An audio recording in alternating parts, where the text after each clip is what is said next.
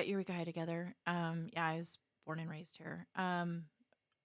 Lived in Riverside for a little while, lived in Redding for a little while, but mostly just Eureka. So you bounced around a little bit. I bounce around a ton, and I bounce around a ton in Eureka.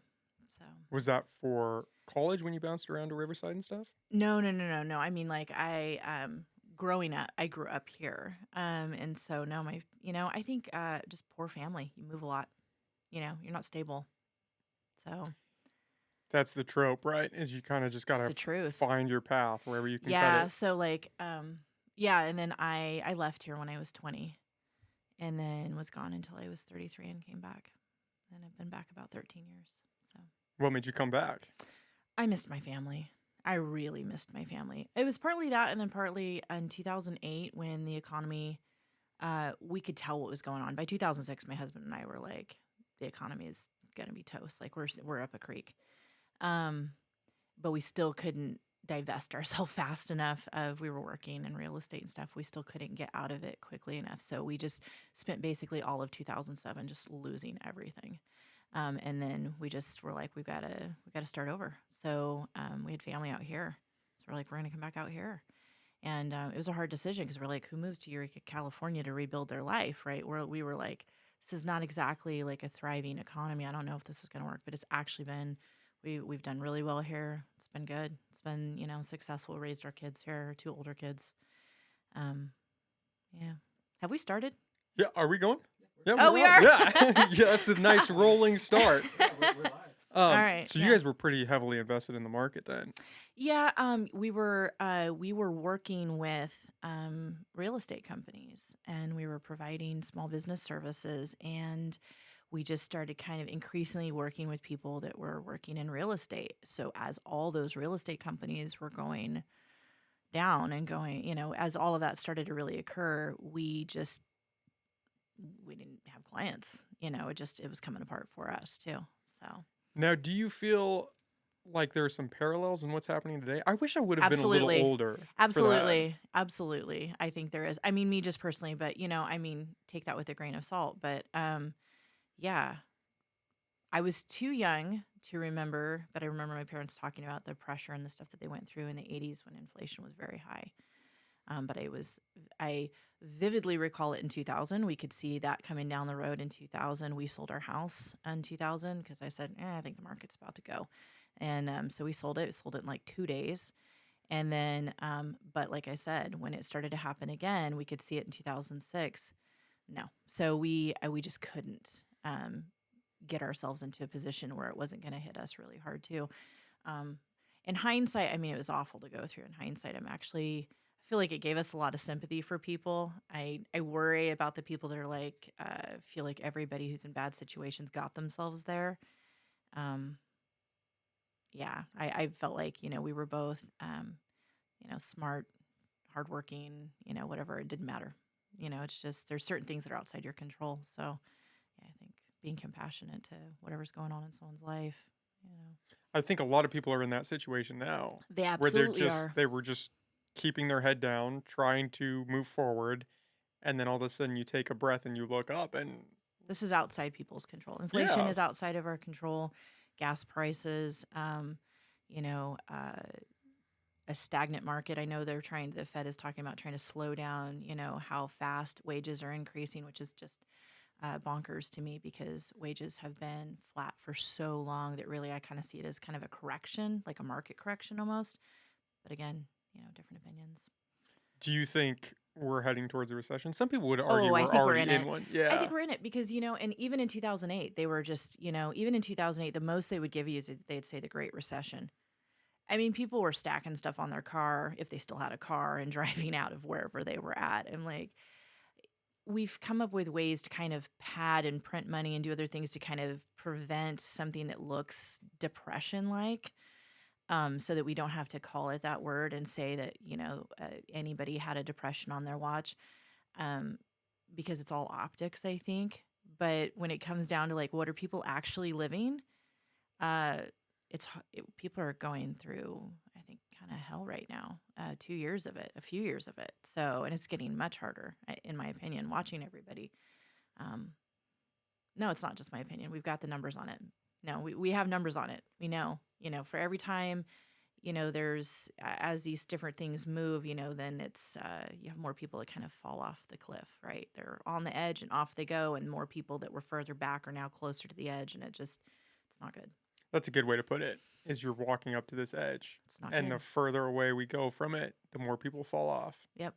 Yep. There's a And weird hesitation to not call it a recession right now. there is. And there was in 2007 Is and that a panic 2008. thing? You just don't want to freak out the public? Yeah, I mean, I think that's part of it. I mean, always, like people talk about the market as though the market is kind of this very logical sort of thing, like it's a bunch of people sitting in there with their, clipboards and notebooks looking at, but and instead that it's not this like largely testosterone fueled kind of, and monstrosity, of everybody's on Red Bull or something, like it's kind of intense. So I think That's there's how I'm getting by over here. I think there's some like unreality, I don't know what the word would be, about, how all of that's fluctuating. But part of that is, again, going back to optics. It's optics. Well, it's a political football, and one Absolutely. that shouldn't be. It's Well, whatever party's in power. If you say, "Oh, we're in a recession," well, then now it's attributed to your because party. and see, and that gets back to that a lot of people don't understand how economics works. Um, and so they think that if it's bad right now, that's because, and they just go, you. So it's maybe not understanding how things are cyclical and how things kind of, you can have years of contributing factors that lead up. It doesn't mean that the person that is currently president, I mean, there's so many levels between us and the president. There's so many people employed, working, doing things that are affecting the government, not to mention the Fed, which is its whole other thing. So anyway, um, no one wants to say it because then it's going to be, and it is being blamed, right, on the current administration. But the actions that are getting us where we are now have been in the works for a really long time. People have been calling for a recession for a while now. Yeah. They've said that we're in a bubble, the housing market's in a bubble, and then it Mhm. just life kept going. The Yeah. ball kept rolling. Yeah. And then COVID really, I think, kicked things into a bad direction. Yeah. I really thought things were going to happen faster. So, I told, In terms of decline. in terms of like so I knew the supply chain was going to fail. We talked about that and we were like, okay, this is going to cause a supply chain failure. But I thought, you know, by April of 2020. I thought it was going to be much faster, but again, it was kind of more. And we saw kind of hiccups in the supply chain, but it kind of kept going. But when we're seeing issues, and my husband and I adopted a little boy out of foster care that's 3 years old now, can't eat. And or lost his ability to eat, and so has special formulas. It took us 5 months to get the formula that he needed. So,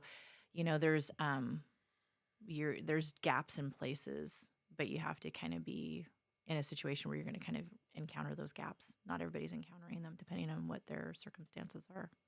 The formula shortage was another big one, just It's still across the happening. board. It's still a It's problem. still an issue. It's and that there is another issue, right? If the news isn't talking about it, then nobody knows about it. So, I mean, unless they're living it. So yeah, it's still problematic. It's stressful. Do you think that it's an accountability thing that nobody just wants to step up to the plate and say, okay, this is the problem. We have to address it. If we can't even call it a problem, how do we fix that? I don't know.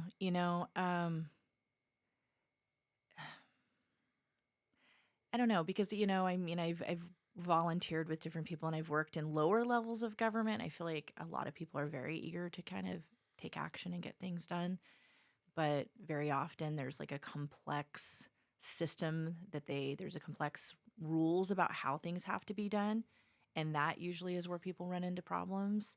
Is they can't move as quickly as they want to because there's regulations that prevent them from moving as quickly as they want to. Um, The bureaucracy. yeah, That's what everybody points to. yeah, I think that's true. Yeah, I think that's true. I think there's a lot of people that are um, would just like let's do this now. But yeah, Do you think it's a good thing that we have those hoops, or are some of them unnecessary? well, the hoops exist usually because somebody has exploited something before the hoops were there. And so, I was thinking about that the other day. Like, how many of our laws exist just because we're trying to kind of regulate or kind of trying to curb greed, avarice, whatever, these other kinds of problems? Probably almost all of them. So, I mean, a lot of laws and rules are not necessarily for people who are going to be ethical, kind, honest, whatever. We create these to try to kind of create safeguards and protections, and then they end up being kind of slow. Abused. Yeah, and they slow us down, and they become problematic even when you're trying to do something important. So, and we're running into that a little bit, here in Eureka. Trying to kind of get things moving with different like housing and stuff like that. It's tricky. Housing's a big problem. Oh, Housing is a big and problem. again, people are like upset about it in the last, 5+ years. People are starting to get really upset about it. But the shortage really started 30 years ago, right? And you're just feeling those You're effects feeling now. it now. And that's the thing is it's like it's not popular necessary to plan for 10, 20, 30 years down the line. And there's a lot of disincentive, particularly for politicians to plan for things 10, 20, 30 years down the line because they're not going to get points for that right now. But yeah, California, this shortage is here because that building that needed to happen wasn't happening because, there was kind of this like, we don't want to grow. We don't want these people in our backyard. We don't want to, NIMBYism kind of run amok for like 20 plus years. And now it is, and it's just become more and more of a crisis for like probably 10 straight years. I mean, even by the time we moved back, so we moved back here in 2008, late 2008, started looking for a place to live in about 2009 early, stayed with family up until then. It was ridiculous. I couldn't believe how hard it was to find a place. It wasn't like that when I left in 95.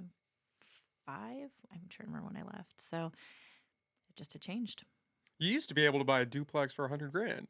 I made $10 an hour and rented a really nice 2-story townhouse here in Eureka and had plenty of money left over. We went out practically every night, my friends and I did. So yeah, That is so crazy hearing that I now. know. Let me take a sip. I think it's just crazy how times change like that. Yeah, no, I'm mad for everybody that's younger too. Like the house that we bought. So we moved into this house 5 years ago, and we bought it 3 years ago. And part of the reason why we bought it is because it had been it's a big Victorian that had been split into a legal duplex, and we knew our kids were not gonna. They're not gonna be able to move out. Like they couldn't move out. Like there's no way to really. It was like if they do that, how are they gonna do these other things? And so we're like, this has an apartment upstairs. They can live with us, but not live with us. Little separation, which Yeah, a is little bit nice. of separation because they are in college. They are college aged, but like this will also kind of like, kind of help be us kind of helping and pitching in while they're, in college. That was part of why we did it. And, but yeah, both of our kids were like, this sucks. Like, not that they don't love us, but like, they don't want to like have to stay with us. But we're like, don't feel bad, There's kind of two lines of thinking with that. You have the camp that says, yeah, we need to help the younger generation because they're kind of getting screwed over. They are. And then you have the camp that says, well, I did it back in my day. No, they I didn't. could work a job. No, they didn't. And survive. No, they didn't.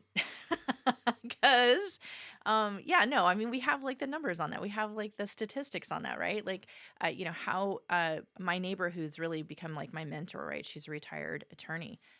She's just incredible. She had 2 children and she worked part-time and put herself through law school without debt. Like I How can't. crazy is that? No, I have no concept because that wasn't a possibility even for my age group. So I'm not a boomer. I'm an X, right? I'm the group that people are like, oh, you guys exist? Like I think I've met like 2 others. Like there's a tiny group of people, but yeah, no, it's not Oh, true. we're going in. Yeah, no, because Cap's going back on. no, it's just very frustrating to me because again, that goes back to people not understanding economics, right? Well, I was able to do it. Yeah, well, of course, because this amount of pay when things only cost this much, but when you have this amount of pay and it now costs this much, it's different. It's a different situation. It doesn't, it's ridiculous. It's just shifted dramatically. And everybody who's under a certain age knows this. It's a frustration, right? Like I hear like my daughter's age group and son's age group are just super frustrated about their grandparents' age group because they're like, do they not have any concept of what happened? And I think a lot of them don't. they just really think like younger people are lazy and don't want to work. And I'm like, yeah, they have like 2 and 3 jobs. Like that's just not a thing. Um, That's kind of how I feel about student loans in some oh, regard. yeah. Is there's that sentiment of, yeah, I worked a part-time job and came out debt free. I did that. You can do it. Just work a job. Yeah. Just work a job and part time and make $56,000 a year and cover your tuition or whatever. I mean, like it's it's not a thing. Do you think Depends on the that school. the housing problem can be solved here? Because it's Not quick. big throughout Not California. quickly. Not quickly. Not unless there was the well, if there was, I think the will to do it fast. So I think it depends on priorities, right? So California right now and Eureka as well are both saying, hey, we're running a surplus. And I'm like, hey, California, you cut services to adults with disabilities like crazy, like slash and burn them, right? And a lot of stuff kind of shrunk and closed over this last few years. So I kind of like feel like you can't really say there's a surplus if there's like an extreme need going unmet. And I would like say that that's true probably with like housing and some of these other things too. If there's like extreme needs going unmet, uh, uh yeah, I think it's priorities. I think there's kind of an attitude of that group that's getting the shaft, that younger group that's getting the shaft, aren't big voters. Really, that seems to go against the narrative, That's though. starting to change. That's changed a lot. I think this last 5, 6 years changed how interested people are in um, what's happening at these kind of larger state and federal levels. But by and large, I think it's still the older retired generation that votes the most by a long shot. I Yeah, don't. that is true, right? It's the older demographic that's And more I haven't stable. looked recently, but I think that's true. You can kind of look at it's like scalable, right? You can kind of look at like younger groups and older groups, and you kind of see it just kind of goes up like as they age, and they kind of are like, oh, hold on, I care about this stuff, and So, in trading out these problems, are you talking about special programs like funding for special needs people or yeah, programs like that that are kind of right. getting put on the back burner? Yeah, it just the overall amount of funding. If I understand correctly, the overall amount of funding and some of the programs and just here were also reduced, and so that kind of had my daughter's worked with. She was a gymnastics coach and worked with kids, and she often got kind of the more challenging kids because she's patient and you know Double-edged nice. sword. She can speak Spanish, she can sign, she can do all. So she just kind of was this like, hey, I can kind of take all these kids that were other people were like, I'm not sure how to work with this child, and so then she ended up working with Car here. And they were just they work with disabled adults, and they were pretty impacted during the pandemic. And part of that was they couldn't safely go meet with their clients, right? Because some of these clients were older, and there was a lot of like, hey, like this just isn't safe. And, they were trying to figure out kind of how to protect that group from COVID too. But nevertheless, I think they had like 2 or 3 facilities. So I feel like at this point, I need to have Kate sitting here so I can make sure I know what I'm talking about. But I know that this was something that we saw some kind of reductions in, and anyway. So back to housing though. I think we could probably, if we had the will to do it, we could do it really quickly. I worry with Cal Poly coming in, people already have a lot of difficulty finding housing. A certain percentage of their student body What about that is big always land homeless. that they just purchased for housing? Well, it's not going to solve it today. It's not going to solve it next week, and that's my concern. Right? Is that the enrollment's already higher this year, and it's going to be higher next year, and they're going up. And my only worry about that is I think it's great. I think that's going to be great long term for this area too. And I think that'll be great for the college as well. It's just my only concern is like, hey, where are they going to go? Like this is the age of my kids. I hate seeing It hits a little closer to it home for does. you. I don't want to see them going through that. Like they're trying to like better their lives, have these goals, and they're, come up here and find out that they can't find a place to rent, or they get exploited by, the absolutely astounding number of slummy places that we have here, high rent, won't repair, just the stuff that people go through here. It's frustrating. I've heard a lot about the slumlord atmosphere. Yeah. Yeah. We dealt with that. Because when we got out here, we rented all the way up until, like I said, this house. So we had some ridiculous stuff, as renters. Do you think you could solve that through legislation, or is that just motivating people to actually care? I think there's lots of different ways to probably tackle this issue. So, like, Um, and I think the city is really working on a lot of that already. Like they are really engaged, and I think the issue is that a lot of people don't realize how many projects they're engaged in and how they've been trying to tackle this problem because it does take time to get stuff done, but they are engaged in a lot of projects. Yeah, I mean, so 20 years ago, 21 years ago, when we were out in Utah, and that was where I got elected to represent an area out there. My husband was out there going to college, and we had a slumlord, same kind of area that I'm actually running for right now. Same kind of thing. We lived downtown. We had business district. We had high density housing, and we kind of had like the poor area and then students.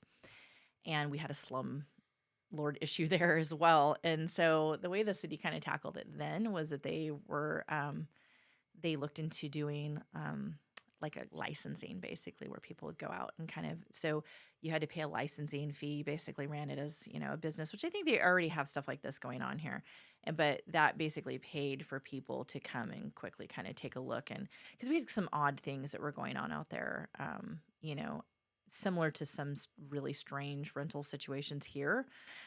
In Like terms of one time, one of the places they went out to go and inspect had converted what essentially used to be like a coal chute into like a micro apartment, but it really wasn't a micro apartment. It was just this. I don't know what a coal chute is. Yeah. I'm thinking, how big is this where they could convert it into an I mean, apartment? it's not big. That's the thing. And this place had no one had bathrooms, so it was just a ramshackle. But yeah, like a coal chute would be like tiny. It was a place where they were storing their coal to like power this, it was a very large house that had been just split into like a zillion units. So they just needed to make sure weird things like that weren't happening. And that was how they addressed it. So, I don't know what they've got in place here because the more I learn, the more I realize there's more to know. So, but yeah, I think there's multiple ways that can do. As far as solving housing here, It's not going to be a quick fix. it's not going to be a quick fix. It needed because it's just the bigger the project, the longer, the bigger the amount of things that you need to do. It just takes longer. They had a housing problem in that place where we lived in the 70s, and the way that they resolved that was they encouraged everybody to convert everyone out there. It's a desert, had root cellars. They were like, hey, we will have these. I think they did like low or no cost loans. Their city did out there and did these different things and said, convert these into apartments so that you can rent them. So really, like every house out there had these basement apartments, and that was one of the ways, along with building apartment complexes, that they solved it. Was they just encouraged everybody to open their homes, like figure out a way to put a rental in the backyard, convert your garage, whatever, like get this going so that there's housing. I think they're trying to do that here as well. Accessory dwelling units. That's been a big push It's a big throughout the push, state. but and Natalie Arroyo has talked about this a little bit too. Some of the problems that they've run into though with it is that it's hard to get financing to do that. So you almost just kind of like need to have like the money just hanging out to like Incentivize it. yeah, because we looked into, we thought we could get rid of this garage in the back and build something, and we have this unused garage that we have. We have this unused garage that we have in the back.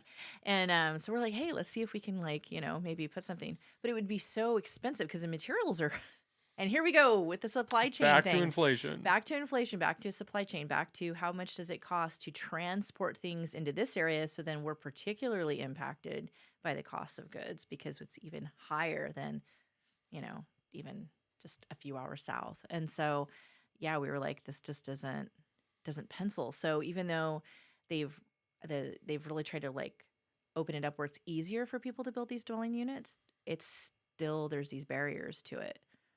It's cost prohibitive still. Yep. What do you make of the idea of turning some of that commercial real estate into mixed use? I love it. Do you think that's Yeah, a I'm good idea? stoked. Yeah, I'm stoked. Yeah, and they asked this question at the we did one at oh shoot. The League of Women Voters. League of Women Voters. Yeah, thank you. I have a 3-year-old. He doesn't sleep. I don't sleep. I get it. Cognitive processing low. So yeah, there's they brought that up there, and I think somebody said like, well, we can't just take these people's properties from them. That's not what it is. What they're talking about though is like purchasing, these properties are just kind of sitting because uh, unfortunately, online buying and stuff like that too has really impacted. Uh, it's really impacted Main Street, so to speak, right? And so there are some businesses that cannot probably come back because they can't be competitive in what's happened and how things have changed. So what I would like to see, right, is how many businesses can we get back in here? How many, like back in that, our downtown Eureka, like what can we do? But for all these other places that are just sitting there, I'm like, let's convert them, like let's convert them. It's going to take like so many different, I think, approaches because even though I'm not going to drop $110,000 to build an accessory dwelling unit in my backyard or plus 110,000 plus, somebody else can and will. So that's one route, even though I'm not going to build a great big whatever 40 door complex, somebody else will. So I think like having it just has to be gone at from multiple different directions, and I think we're going to see a big difference. I think we're going to start to feel relief over probably the next 5 years. And I think there'll be a big relief by 10, 10 years out. But I'm like, in the meantime, Is that because of a housing crash or no. I mean, the multi I approach think and it's, building yeah, stuff out? we're going to start to feel that that's working and that's catching up and that it's, that that's alleviating. And I mean, and again, they're moving on things very quickly. Like if you drive around and you kind of look, they've got something going over at Cooper's Gulch. Like they have a lot of things in the works. And so they're really tackling this. I think just a lot of people for some reason are not aware of just how engaged the city is in solving this. They are. So Well, I think Cooper's Gulch is a senior living, it right? is Okay. senior, and we have another one that's senior as well. And so again, so it's like, yeah, there's so the state kind of says like, hey, this is I think it's called RENA or something. Anyway, the acronym, but the state kind of says like, this is how many units we think that you need to have and you need to do and this kind of thing. And we have some kind of issues that are kind of going to be challenging here. One of which is the state is saying that we are going to shrink here. They're anticipating we are going to really shrink over Eureka or Humboldt County as a whole? both. That they think that we're gonna, and there is kind of this, kind of at a state level, kind of this like, hey, these rural areas are really just they're going to shrink. That's ironic. Who's coming up with I that? don't know. I don't know. But I know that that's a thing, and I got to meet with Tom from Epic. I hope it's okay. I'm name dropping him, but anyway, and it was asking questions, and he was kind of talking with me a lot about the housing, kind of like some of what we're kind of running into, and I'm like, and he and I both are like, no, this we've consistently been gaining, and we will continue to consistently gain, and I think there's a few reasons for that, but one of them is I can't tell you how many people I've met that I call them heat refugees, but like, and there's probably that have left from other areas down south that are just like could not stand it anymore. They're like, it's crowded, it's scorching, and it's expensive. And so I think if you build it, they will come. I think there's probably a lot of people that are like, if they could make a life here, they'd be here in a second. And I think there is, I think we're going to keep moving this way because it's not hot as the blazes. And it's beautiful. The It's scenery here is beautiful. incredible. There's lots of outdoor things to do. Um, there's lots of things to, I think, to draw people here. Um, That's funny. I haven't heard anybody say we're going to start shrinking. yeah, no, and no, because I don't think normal people or average people, just People that normal, actually live here, these yeah. abnormal politicians, no. But I mean, like, no, I think people here, are like, no, we're growing. Like, we're growing. And there's some things that have shrunk, right? I mean, there's way less kids in school than there was when I was going to school. So, I mean, but again, I mean, I think younger people are like, I can't afford to move out of my mom's back bedroom. I'm not going to have kids. So it's just changed things. Well, I think it's harder keeping local kids here, Yep. right? Kids that grow up, go through college, and then come back. That seems to be rare. Yep. So my I came back and people are like, why'd you come back? And I was surprised that a lot of people stayed. I thought everybody pretty much left because we did what was here for us. There was everything had changed. Even the economy really started to really flounder when I was it founder or flounder? Anyway, but flounder is the fish. Which one is it? I think it's flounder, right? Is it flounder? I I think feel it's like it's flounder. flounder. I feel like it's flounder. I think it's flounder. I think you got it. Let's just delete this part. But but anyway, yeah, like it really started to in the 90s when I was in high Started to school. tank. Yeah, because our industries they couldn't continue, right? At the level that they were, the fishing and logging industries couldn't continue at the level that they were. But my parents were employed through the logging industry. So, I mean, it had a huge impact. So I think there was kind of like a, just move on. But yeah, my son is out in Florida. He just left and is out there studying astrophysics, actually. So, and my daughter's here, but is planning on probably becoming a dentist. And so she'll leave too. There isn't any place to go to school here for that. Yeah, So there's not a lot of I don't know. opportunities. No, down the line. So she wants to come back. I mean, she loves, she loves it here. She wants to come back, but she's gonna have to leave. So I think a lot of times, like, even if kids want to stay here and make a life here, they can't. And I would like that to change. Like, I really would like that to change. I think it can too. Do you think the solar farm and that cable that they're laying out in the Pacific, do you think all that is going to make an impact job-wise here? Or is it I going to mean, help? For the yeah, fish farm out there in Samoa? yeah. I mean, it looks like they're going to move forward with that. And I know some people have like mixed feelings on that because they're concerned about like the affluent line and how that might like introduce viruses to like other, like I was kind of reading up on kind of like environmental concerns with that and stuff. But it seems like by and large, a lot of people are also very favorable toward it. And I can't remember what they estimated would be the jobs that would be coming in, but they are estimating that would create a certain number of jobs. Um, I don't know how many that is and how impactful that would be. I mean, everything's helpful, right? I mean, it's like, again, I think jobs are probably a lot like housing where it's like lots of things. And it's kind of like an upward spiral or downward spiral, right? If you have a couple of like good core things, then you have lots of other little businesses to start to form around it to support those things. Um, so I think anything coming in that isn't going to be, harmful would be good employment wise, because then we'll have other things, like my mom worked at the mill. My stepdad worked at a hydraulic company that catered to the mill. You have these when the mill went, then eventually the hydraulic company went. So you have like a lot of little, I don't know. Economies are kind of like ecosystems in a lot of ways. They just Especially in kind of rural trail up and areas trail like down. this. If you Yeah, lose the big fish, yeah. So we need more big fish. Cal Poly's a big fish. a lot of people are upset though at Cal Poly Hmm. and of buying up that land, which I don't really understand. Is it just where they bought the land, or is it I they don't know. just don't like the idea of the school expanding in that way? I don't know either. I haven't really oops, I haven't been paying attention to um, what's going on with Cal Poly's land purchase that they did. So I'm not sure. Yeah, I got to dig into that a little more. I didn't understand. I've read a few articles where it shows that people are not happy about it, and I couldn't really figure out if it's just from a perspective of where they're building or they just don't like the idea that the school's expanding in that way. Oh, hold on. Okay. Yeah, no, I'm trying to remember what that is. It was like it's is it because it's kind of like ice there isn't like a clear. I thought it was like a wetland thing, but I don't know. Yeah, Can you no, see if I'm you can like find all of a something on sudden I'm like, Cal hang Poly on, wait housing? a minute. Now I remember people discussing this. I mean, the thing is we live in an area that's extremely pristine and People don't like messing that up. no, and I don't want to either. I don't want to either. And so it's like, how do you balance that? Like, how There do is you, that argument of how do you expand and still maintain the small town feeling. well, the thing is we have like 34, 40 million people in California, something like this. Um, our population is getting huge. It's going to get bigger. It's not just the state, it's the entire country. That's the whole world at a just phenomenal rate. I can't remember what it was when I was born. It's definitely bigger now. Like half, right? The world was like half the size. So I think like, I understand that this kind of like how do we kind of you don't want to just decimate your entire environment. Like this is bad. You don't want to What do do you that. think of speaking? Do you have anything here But for us, Andy?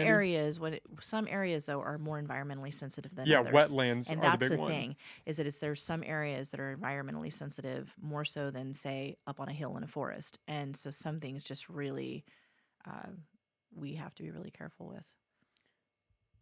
What do you got here? Did you find anything about some? I'm looking. I'm just looking. I found a map of where they're trying to develop at over here. I don't remember. I think it might. Maybe it was a wetlands thing. I don't know if I'm attributing that to I don't know what that I'm guy looking. that's out there I'm like building I out don't know what I'm looking at here. This is a map of Yeah. the. Yeah, I it's feel just like their I'm project. not one of those people that's great at reading maps. Like I almost need like a holograph. Like Yeah, here, just let me break it down. Give me the yeah. quiz notes, Like, right? yeah, just let me step into it for like a minute and look around. But Speaking of impact, one of the questions that I really did like in that League of Women Voters was on that that homeless encampment that they had built up over what on 6th and Yeah. West Ave. Yeah. What is your take on that? Because people were very divided on if they should be removed, if they should stay. Yeah, I mean, I don't know. I'm like trying to remind myself, like, I'm running for office, which means that I am applying for a job, right? The world's longest, most intense job interview. But, Well, it's hard because um, nobody has a great solution to that. So where do you?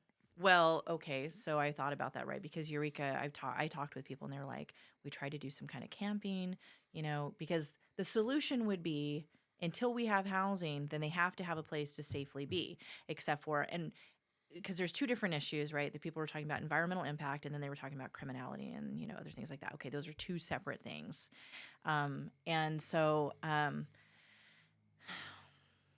and I said bluntly, no, I wasn't in favor of that. I thought it was. I know it's a terrible spot, right? Yeah, The environmental impact was insane. I it was googled some of those bad. pictures. It was insane the It amount was of trash they terrible had because back there's no there. place to throw away the trash.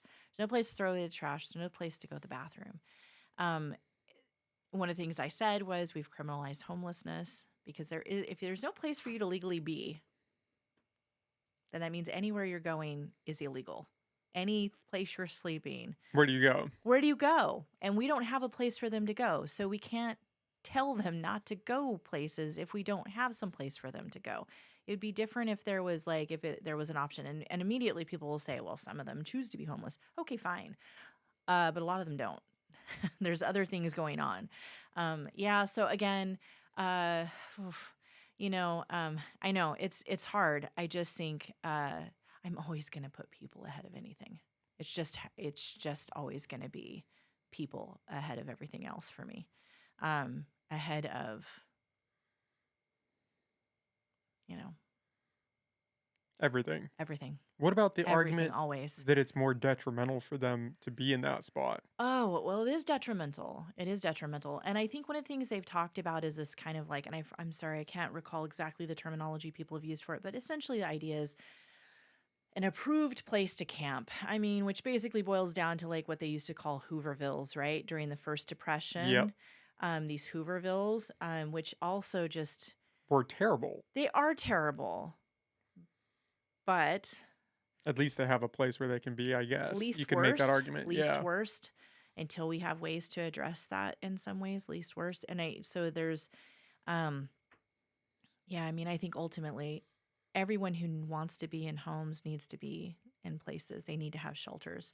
So I think we need to move forward on shelters. Kim Burgell, I don't know if I just said her last name correctly, but she and I talked about some of this. We both have very similar feelings about people that are houseless. I'm not sure what the distinction is between houseless and homeless, I don't get honestly. that. Yeah, I I'm not just sure call what them homeless. I have always called them homeless too, and I think some people have decided that that's offensive. But to me, a house is just a structure. A home is a place where you feel like you're safe and you belong. And so I feel like saying that they are homeless fits still because they're unwanted. I can't go into it too much. I'm like, I don't want to blubber on your like thing, but I'm like, we're throwing away human beings. It's a very nuanced problem because we're Yeah. dealing with people that don't have anything. There's lots of reasons why they're there. There's lots of reasons why they're there. And even for people, they're like, well, they don't want to be in a home. Again, there are lots of reasons why things like that happen. Um, But what do you do in that situation? Like if somebody, well, there's so many people involved in that because if it's a criminal issue, you address it from the criminal angle. If it's a mental health issue, we have to. Why do we have so many things in place for how to address when someone breaks the law, but we don't have stuff like that if someone is having a mental health crisis? Like we know exactly who to call when somebody is breaking the law, but people don't know exactly who to call if someone is in an open, noticeable crisis anyway. So I think part of that is just like as a society, we kind of have more of like a punitive. We're very hands off generally, and then punitive when we need to be. And I think really what we need to be is building people, building people, building people, because then we have less in this group. And so I think it's addressing each of those things. I know that sounds kind of, whatever, big, but there's lots of different issues that are working into that. But but you have a lot of people with broken lives, and some of that's addiction, but even addiction so often is, It's a traumatic response. yep, You're dealing with trauma and you're masking it with whatever yeah. substance you can get your hand And on. and I remember when opioids were being handed out like candy back in the 90s to all of these people who were working in logging and different things because they were getting hurt, they were injuring their backs and things like that, and they were saying like, these don't form habits, these don't form addictions, and they'll help with this pain. And these guys, these big old guys, were in tons of pain, right? I mean, they were a huge amount pulling green chain and doing these different jobs that were super high injury. And fishing and logging, high injury professions, high fatality professions. And so I think a lot of people, I can't remember what the numbers are, and I don't know if this has changed because I haven't looked at it in probably at least 5 years, but I know that the numbers used to be something like 7 out of 10 people who got hooked on opioids. It started as prescriptions from their physician. And I think people need to remember that. I think people really need to remember how some of this started. Um, and um, and then also, um, we've worked with foster kids for about 10 years. Um, and I've worked with youth and teens for a lot longer than that, since I was in high school. My first volunteer job was with Planned Parenthood. They used to have this program called Enable. It was like Education Now, Babies Later, and they had high school students go and talk with kids at junior high because they were concerned about how many junior high school kids were getting sexually involved. They're super young. It's very young. So they were like, we've got like 25% of these kids are, sexually involved. I don't know what it is now, but so they sent us out, kind of like talk to these kids and stuff like that. So I've been working with kids for like just ages. So that's kind of the backdrop to something I'm going to say. The amount of trauma and the amount of people that are homeless that go through the foster care system or that were traumatized or trafficked. We have a lot of trafficking in this area of minors, a lot of abuse. Those kids end up on the street. And I've seen some of them on the street here. So, yeah.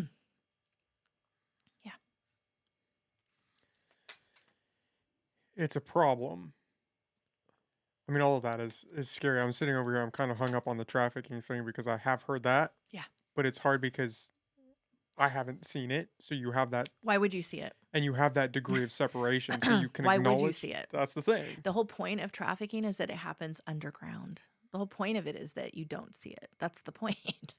So, yeah, I mean, but Humboldt County has a problem with it. But it makes it hard to address when it's not in your face, when it's not something people can see Well, and have that tangible effect of, oh, this is a real problem. Well, here's the thing, right? Is so two things I want to say is one is that we have a really nice charity here that works with foster children called the Forgotten Initiative. It's called the Forgotten Initiative because these kids are forgotten; they're invisible.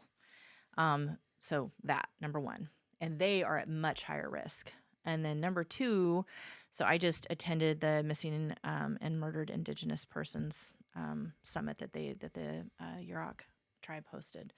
And when and one of the things, something that's important to remember too is Native Indigenous people are at way higher risk of being trafficked and disappearing, girls, particularly women. In our area, for example, about 40% of the kids that end up in foster care are Indigenous children, even though they're a small fraction of the population. Those children are targeted. And they talked about this in the conference. And I sat with Rachel Ibarra.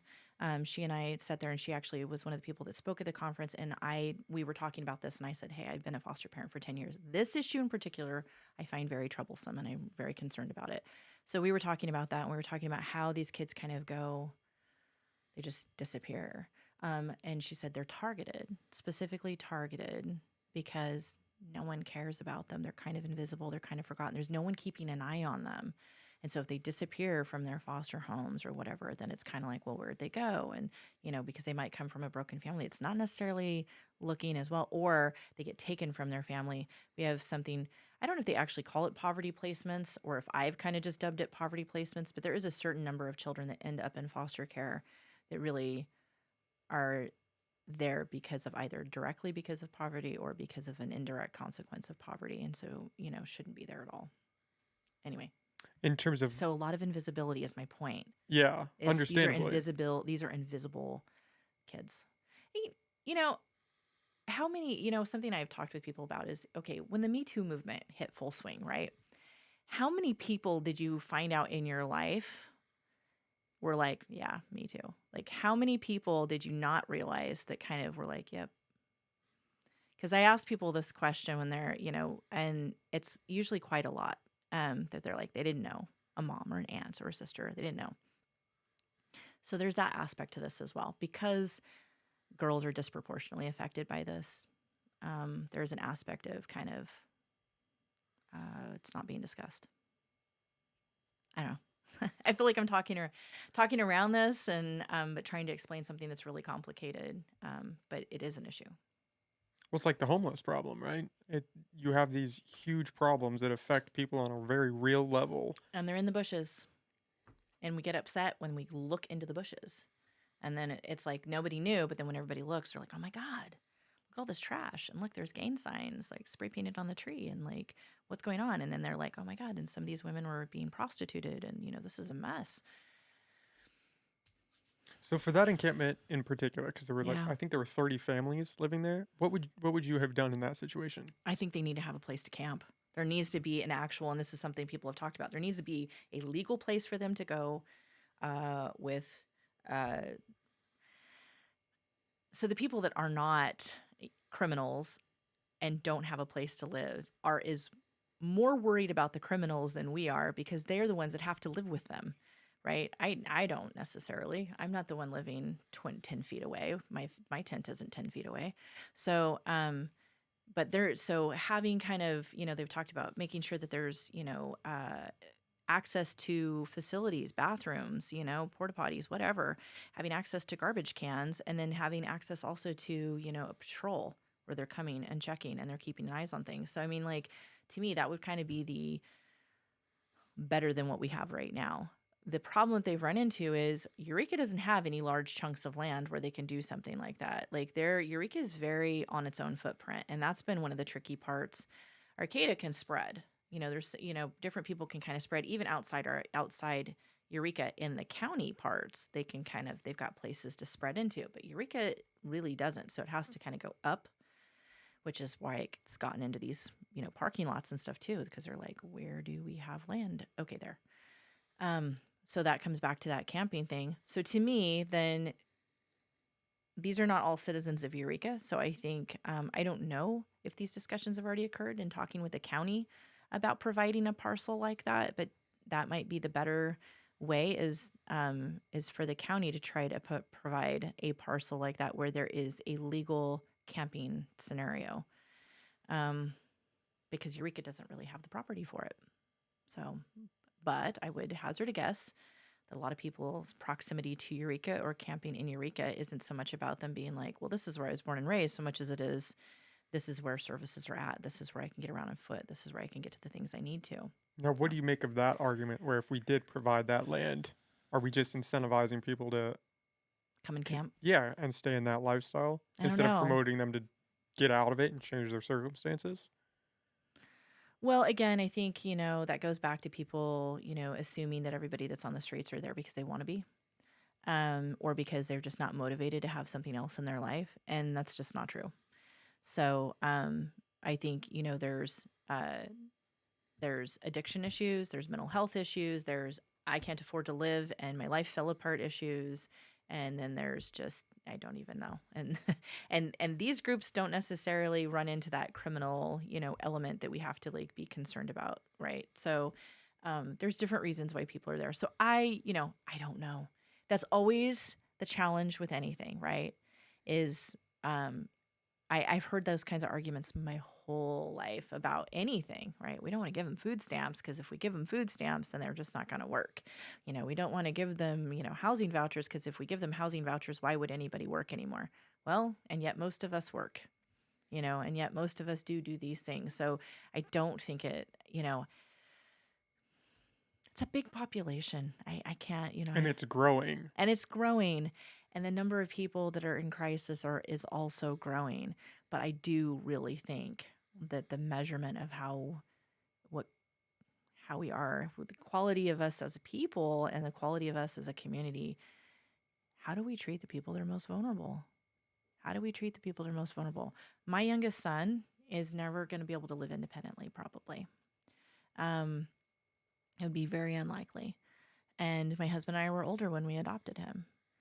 And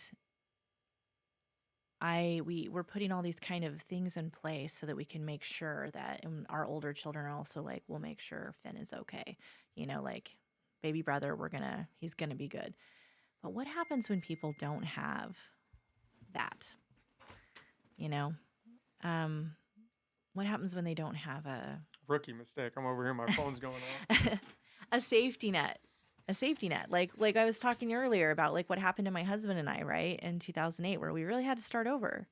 Well, we could do that because we had family who could do all of this for us. They could help us out, and we needed help with like everything to really get things pulled back together, because we just hung on too long. We were like, no, we can figure this out. We'll just, and it, like, got ourselves in tons of debt. It was just horrible. It was really stressful. Like, this happens to people. But we came out here, and it was like, my grandma was like, you can stay with us. I have this extra space, and we can do this, and they just were like, we only needed to stay with them for about 2 months. But like, what do you do when you don't have that? What do you do? And that's the thing, is that, like, so some of these people that are on the streets are people that had homes. Some of them lost, they couldn't afford their in mobile home parks, and the rent went up too high, and they lost, and it's not like they can just move those and move them where. So they're just, and some people are injured and they can't, it's just, there's not a lot of room between, things can go bad very quickly for people. They just can. So Yeah, I don't know what the right call was with that particular I encampment. don't know either. I feel like I think you had to get him something needed to out be done. Something because needed to be. the trash was just Did they nobody. have to be out, or did it need to be cleaned? That's a good question. And that, My problem with it is that I believe there was a camp there a while ago. I don't remember the length. And they went in there and cleaned out an insane amount of trash. yeah, And then now we're just in the same spot again. yeah. That's my only gripe, is we're Well, not fixing the root of the problem. and that's, and so what's going to happen is they're just going to diffuse And into then, I don't know, 5 months later, they'll be back. in and some then other place, or that same place, and it'll be the same thing, because we keep we're doing just these in a big cleanups. cycle. We're in a cycle, and that's why there has to be a, like, why, this, Betty Chin, these other groups are like trying to get this stuff, like, okay, let's get them into housing, and they are, and improvements are being made. So, like, I just went to the mayor had a pie social at the park, and I went to this pie social, and I was like, all right. And one of the people that came up, I'm not sure if they're still, I don't think they're houseless, but anyway, he had come up and was talking, and they said, I just want you to know, and they were somebody that had lived on the streets, and was like, I just want you to know, I think things have really gotten better in this last few years. I can tell a difference. And this other guy that was sitting next to him, who had not been in his situation, was like, I completely disagree. Things are so much worse. They're, and this kind of thing. And he was like, no, I can see an improvement. And I thought, so here was somebody that's been in that community is saying, like, I think I can see an improvement. Like, I can tell you guys have been working on this. Like, I can see that this is, but I think it's very hard, because I think everybody is like, yeah, it didn't look like this. It didn't look like this 20 years ago. It didn't look like this 30 years ago, and I do hear people say, like, oh, it's like this everywhere. And I'm like, nope. I have family in other states. We travel. It does not look like this everywhere. California's being particularly hit hard, with some of this. So we're particularly struggling. Yeah, it's not great. It's not In great. California. It's Mm. not great for people who are just live and work in these cities. It's not great for the homeless population who is in those circumstances. It's just not great. It's not good for anybody. And we keep throwing money at it, and it doesn't seem to be solving the problem. That's Yeah. what gets me, is the frustration of just the repetition. Yeah. Well, because, yeah, exactly. But what we can't see is, so each time that they go through and clean it is how have those numbers declined over time? How, and I think between, it was like 4 or 5 years ago when they did kind of I'm trying to remember what it was. They went through and they kind of were like, how many people do we have? Versus the one that they did maybe 2 years ago. And it was like, it was less, right? So there's kind of there is some movement that's happening and that kind of thing. But again, until you address it up here, you're not going to address it down there. So I think the answer is probably just so much housing that there's just housing, like that there's just that you have options. I think that it's cheap enough that people, but again, it has to be addressed from all sides. And we have a number of things that are causing challenges here, right? We have a lot of mental health issues here. What do you got here, Andy? Community rallies against police and green team. Yeah. Can you scroll down? I think there should be some pictures of the trash in this article. Yeah, Just keep no. going down. The trash was just, oh my And the goodness. kids protesting, I always chuckle with that because I think their heart is in the right place. Mhm. But if you want to help, I don't know, bus these people to a shelter or help clean up some of the trash. Well, you standing on the street that yelling gets- at the officers is That not. gets tricky though too, because some of the shelter options, some of the places that they have where they can go, for obvious reasons, because some people are really putting out a lot of effort toward their sobriety, don't allow people who are not sober. So that excludes some of that group because they're not sober yet. Yeah, to be fair to the trash. Yeah, it's brutal. It's Well, and imagine living like that, right? This is one it's thing. not good. Can you imagine what that does? Just to have you ever just had your room has just gotten too messy and you start to feel demoralized by it? Yeah. Imagine And look at all the needles. It's Yeah, just it's so nobody bad. should have to live in that. No, they shouldn't. No, and that's the thing is I even saying that hey, I think there needs to be a camp. I'm I can't believe I'm basically saying hey, let's build Hooverville. Well, hopefully somebody would patrol it and there would be And trash pickups. to me, that's what I would want to see, right? I would want it to be because not because I want there to be hey, a police presence that can make, but so that people feel safe. So that the Safety. people, because there are people there that are there for there are so many reasons why people are homeless. So being safe, there has to be bathrooms, a dumpster, and again, one of the things, and I asked about that because I've met with different people on the council and said, okay, what about this? What about this? And they said, well, we tried this and this is what happened. We tried this and this is what happened. We tried this and we can't, and I mean, because they've been trying to do these different things. And, the porta potties were getting knocked over, but they were I don't think they didn't think that they were being targeted. So the homeless population also gets targeted. People would go out and harass them in these encampments, hey, this is fun. Let's go knock over the trash can and do these different things. So they're running into stuff like that as well. And then I think a dumpster was lit on fire. And so they're well, we can't just keep putting this stuff out there for that. And I'm I don't know. Why not? It's not It's a going to good happen. question. Why not? It's not going to keep happening. I mean, my neighborhood, cars get broken into, and yet we still park there. And yet we still live there. We have crime, but our neighborhood didn't. We didn't just give up on having, So part of me feels I don't know if that's a great reason to just give up on having dumpsters and porta potties. Is well, hey, one got knocked over, another one got lit on fire, and I'm I mean, yeah, that's obviously a safety issue, but I mean, stuff happens in my neighborhood too. So I don't know.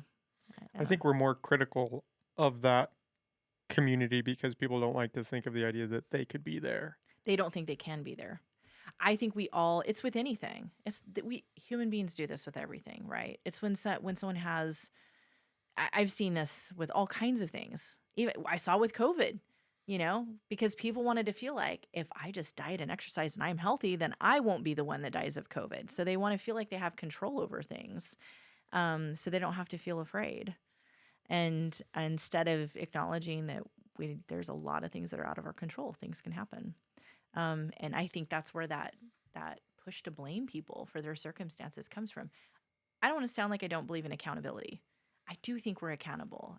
I do. I think accountability at its core is that ability to respond, to make things better, a belief that you can kind of come back from something or whatever. So I think that's important that people still feel that. At the same time, I just think it's very immature to just blame people all the time for things. Well, that support network that you mentioned is a big one. I mean, how many Huge. people fall on their face, I have a huge but extended have family. have a family that can pick them up? This is how my family has always functioned. My mom's side of the family functions this way. So does my dad's side of the family. My dad's side of the family immigrated from Mexico. It was critical that everybody depend on each other. These multi-generation homes, like we needed them. We needed that many contributing incomes. There needed to be grandma watching children, or there wasn't a way for her to hold a job. Like this is how we functioned. My mom's side of the family grew up in a pretty poor family. My dad's side of the family, a little bit less so, but immigrants, and definitely dealt with, issues because of when they immigrated. So I think, yeah, like I have this network, right? Um, but I've seen what happens when people don't have these networks, and a lot of people don't. So, You said something that kind of caught me off guard about your son mm. and recognizing that you have to have that support network for him. Was that a hard you said you adopted him when you were a little older in life? Yeah, Was yeah. that a hard decision to come to? Was it No. So we had fostered kids off and on. We had no intention of adopting. We had years ago. My husband and I always said we would adopt and that kind of thing. But we didn't. We had two biological children, but we did foster care and stuff like that. But the focus of foster care is really about rebuilding those families, right? It's creating very often those families, they don't have networks. They have problems. There's issues in there. Um, so we just did foster care. When we moved into this house in 2017, whatever, anyway, we said, I was like, hey, this house is huge, right? Like, I just kind of had this, like, our kids are grown. This house is ginormous. There's like, I grew up in like tiny kind of just dumps. And so I'm like, we got this big house, like, and I knew people, I have friends that had done foster care in the past, and they're like, we do not, they have like 150 beds for the whole county. If you can believe it, that's how many beds there are for all the foster kids in Humboldt County. And we have a lot of foster kids. So it's like really problematic. So we were like, hey, let's do something, like we'll just do it for a few years is what we said. Like, we're just going to do this for like 3 to 5 years. And we said we were going to take older kids because we knew the kids they were having trouble placing were older kids because everybody's fine with little babies, but they don't want to deal with teenagers. And we're like, we've worked with teenagers for years. Like, we're good. Our kids are older. We're good. So the only reason why we got approved to even take young children, we said nobody under 4. We got approved was because when a teenage mom goes into care, like say she gets taken from her parents, sometimes what can happen is somebody will take her baby but isn't willing to take that 15 or 16-year-old. And so it's just this. And I was like, that's awful. So I just kind of had this thought in my head, like, all right, we'll get approved. And I'm thinking, oh, we'll probably end up working. Well, we never, ever had a single mom, ever, like one of these teenage girls that, placed with us. We did have teenagers and stuff like that. But then I don't even know what made them call us that day. We talk about this sometimes. We just marvel at it. Um, no intention of starting over. Like, we're older. Our kids are older. Like, we're about ready to, like, I don't know. sit on a beach somewhere? Yes, Yeah. exactly. So we're like, so yeah, we had like, they were like, we have this little boy. He just came into the hospital. He was just born a few hours ago, blah, blah, blah. You need to come down and be at the hospital with him for a few days. What do you think? And I put my hand over like the phone and I was like, hey, to my husband, like, what do you think? And he's like, yeah, yeah. Again, not thinking we're going to adopt, just like, all right, we're going to go down there. But I don't know. There was just something. We got down to the hospital, like this tiny little peanut, tiniest little baby we'd ever seen in real life, right? Because he's exposed to everything. And so born early and with low birth weight. And so he's like barely 5 pounds, about 18 inches long, just tiniest little baby. And we just fell in love with him. We fell in love with him. He was a safe surrender. I don't know if you know what that is. I don't. So, safe surrender is a law. It's called safe haven too. Basically, they can go into the first 2 weeks of life. They can go into a fire department or a police, police, whatever. Why can't I think what it's called? Police office. Anyway, Police department. police department. I'm like, what's the word? Anyway, or a hospital, and they can surrender these babies. They don't have to leave any information about them. And it's the reason why these laws were passed were to prevent abandonment of infants, because they were finding babies in bushes and I did not know that was a dumpsters and things thing. like that. Yeah, it's been a thing for a long time. As long as girls were trying to hide pregnancies, there have been babies that have been abandoned and died. So it was, and these laws were passed to basically, if for some reason this girl can't take care of this baby, no shame, give this baby someplace safe and walk away. And so they created these laws. So Finn was a safe surrender. So we know nothing about nothing. There's no records of anything about anything because they're allowed to walk in. And so I consider it a great act of love, honestly. I know a little bit. I know a little. I asked the doctor that was there. I said, I know you guys can't tell us any details, but anything you can tell me in case someday he asks me. And he said, she kissed him and told him she loved him. She couldn't keep him. And so I'm like, it's a huge act of love. So, yeah. So we ended up keeping him. So, no hesitation about adopting him, just more kind of like oh my God, we're old. Like, ish. I don't know. So, I mean, we're mid 40s. There's lots of people that have kids in their early 40s. It's not. There's just that weird time thing, right? Where you have kids and then you get them out of the house and you're done. You can go enjoy your That's life. what You we get your did. life back. Yeah. Yeah, no, this was supposed to be a temporary thing. And, it's funny because I've talked to other people that have adopted children as well. The Maples family that I think They've owned Maples adopted quite a few of them. quite a bit. And we were talking about that, just how kind of like there's like we're just fostering, and then it's like, no, this is, that very often foster families don't necessarily think they're going to be adoptive families at the beginning, but you fall in love with these kids, you connect with them. I mean, this is not the only child we would have kept. So, yeah. I mean, just, they end up being your family.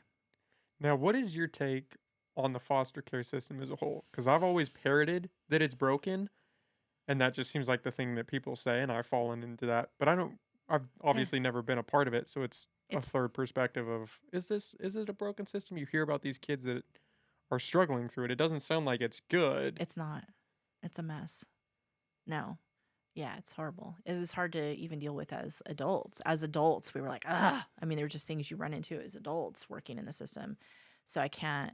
And so we kind of kept going because we were like, as bad as it is to work with this system, imagine being in it, like you're in it as a kid.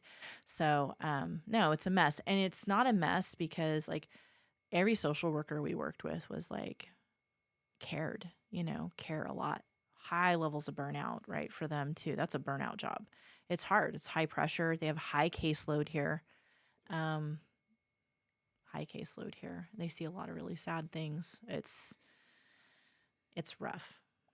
Is it just a lack of funding? Does it tie back into the bureaucracy There thing? isn't an you know what? There isn't enough funding in the world to patch together how collapsed some families have become. And we just have more and more of them. So What do because you of think? why do I think that's Oh happening? yeah, it's a big question. I mean, hmm, I have like a lot of thoughts, right? Some I'm not going to share, but I think part of that is just generational trauma too. So and I've seen this even in my own family. Like I have my mom's family, I have a large extended family here, and there's some of the children have gone into foster care, and some of my extended family and cousins and stuff like that. And I remember thinking, this is nutty. I could end up fostering somebody that I'm distantly related to and not realize it. You end up with these generational trauma things. Things get introduced. Like for my family, some of that stuff, it just kind of it keeps trickling through generations. Substance abuse can trickle through generations. Um, Alcoholism can trickle through generations, and mental health issues that are unaddressed, pressures of life. There's different things. Like with my own family, I feel like uh, I have a lot of people in my family that serve in the military, and then also family members that went to wars, and then family members that also worked as sheriffs that are retired now. And I think people can experience a lot of trauma, and that kind of comes back, and it can break families. It break Especially in those careers. Yeah, Those are the big two is the it breaks military and people. police. It causes trauma, and that's something to remember too. Going back to homeless, a lot of those people on the street are veterans. There are things that people experience and see that makes things very difficult for them. I've seen people say, why are we giving this stuff to the homeless? Why don't we give stuff to the vets first? And I'm like, one and the same. A lot of it is one and the same. You're looking at broken people. So I think that's kind of it. And then there's that whole, it is a thing. Intergenerational trauma is a thing. It's legit. I think people are like, want to kind of be like, oh, this is people not wanting to take accountability. It's not true. That stuff, it passes in different ways, epigenetics. I don't know. That's kind of an interesting thing in and of itself. This kind of idea that's just like trauma is like stored in your cells. So, yeah. Do you think any of that is tied to family values? That's one I've heard thrown out there a lot. Okay. Well, I will say I value the family. I think families are like the key component, right, to a healthy society is a family. What I don't like is very often when people say family values is that they have a very specific idea in mind of what that family looks like. And it's very exclusive, and it excludes lots of different kinds of families that they don't like for various reasons.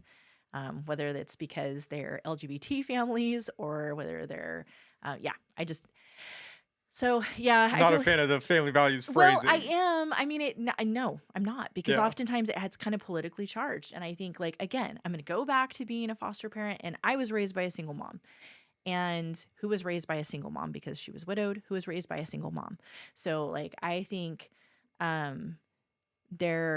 family can look like a lot of different things, but at its core, it needs to be a unit that is got each other's back. And I think that's just not happening as much now. I think there's lots of reasons why that's coming apart. And but doing foster care and stuff like that, kids do not care. Like I have this thing that I just post every few years, and it was a letter a little girl wrote about what she wanted for a family. And the list is so sad because the standards are so low, right? It's like, doesn't hurt my dog. Like, it's things because of what they went through, a bed to sleep in, food to each day. Like, the standard becomes so low because of what these kids go through and stuff like that. And I think, so it really just like it irks me, like when kind of like family values turns into this, like what they mean is a mom and a dad, and it's like, and we all believe a certain way and go a certain way. And I'm like, it's just, I think there's lots of different ways for a family to look, but a family has to, I do think that they're critical. They're critical because even in the foster care system, what they do is they take them out of one that's not functioning and try to put them in another one that is functioning until possibly this can be repaired and there can be, which is why I think we need to invest on people on the front end, right? That's part of it too. I feel like, whatever, investing in things on the front end rather than trying to patch over problems later on. Well, yeah, that all ties back into fixing the problem at the root or at the source. At the root, at the source, right? Instead of just waiting to put a Band-Aid on it. My mom and I were broke. My mom and I were super broke. And I was hungry a lot. That is not a thing that kids have to deal with as much now. Good. It's just, let's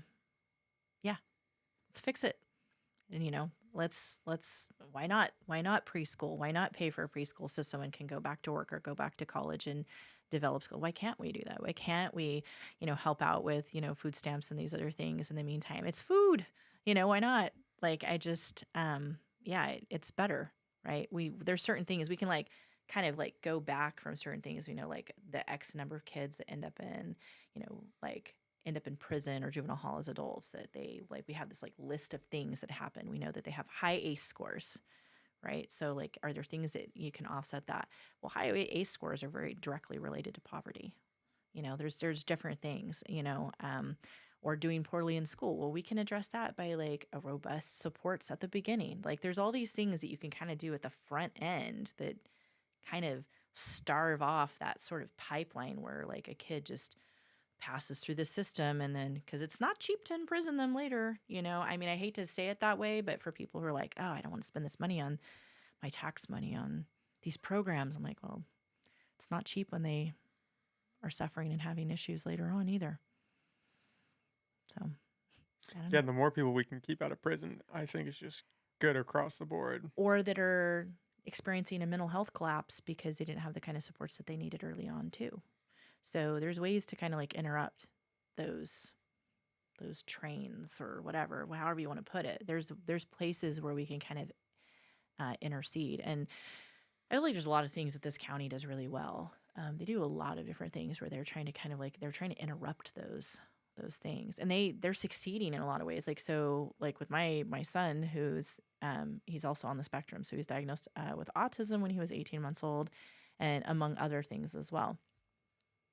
And we have like this great early intervention system here because what they found is that they're like, if we get in there before 3 years old and we kind of work on all these things that don't come naturally to children on the spectrum, but they can learn if we get in there early and really work with them on it, that they see much better outcomes down the line, meaning that they are, they can be in regular classes sometimes they can live independently. There's like all these different things that can happen.